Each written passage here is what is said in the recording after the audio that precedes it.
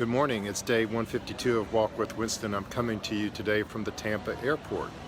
And if you'd like to learn more about today's topic, I invite you to join my email newsletter at winstonfaircloth.com.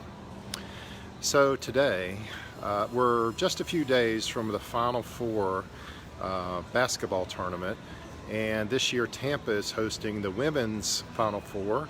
And so in a few days this airport's going to be really buzzing with additional members of the Final Four teams and their fans and all of the people who want to be associated with what is the premier sporting event in late March and early April. But today I also wanted to take note of a trend that I've noticed in the men's game over the last several years. You know, the experience of college basketball has been radically transformed over the past probably 10 years or so in terms of what's called the one and done.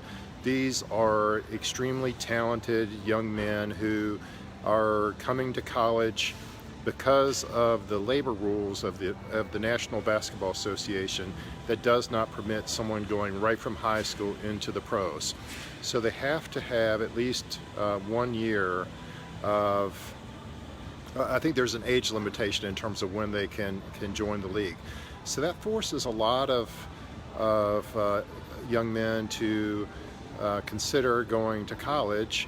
It doesn't force them to go to college, but what it does give them the opportunity to go to college, and many of them are just going for the collegiate experience to refine their craft and then to enter the draft immediately after their freshman year. And so a number of teams have really built themselves around capturing the best talent possible. They go after these very gifted young players and seek to maximize their opportunity to refine their craft to position them for future employment in the professional leagues a year or two later. And so when the challenge of building your overall program around that approach is that you have this constant churn of players. It takes time to build cohesiveness and to build relationships and have everyone really understand their roles and execute their roles in the best possible manner. And so you've had the Kentuckys and the Dukes of the world who have really embraced this one and done model and have really focused on getting the best possible talent as ranked by those so-called gurus, and get as many of those kids on their team and then work hard each year to build them into a cohesive championship caliber team. And then you have the other approach, which is the more traditional approach of getting team members who you can work with over time to groom and to help them get their skills, and their aspirations is not necessarily to get into professional sports right away. They want to build their craft over time, and they're not as heralded as some of these other recruits. So here we are looking at the 2019 Final Four matchups. And what happened this weekend was that the two programs that have most embraced the one and done model were eliminated before the Final Four, albeit both of them were one or two possessions from easily being in the Final Four. What you have this year and 3 of the last 4 years is where you have veteran squads who've been working together for a long time,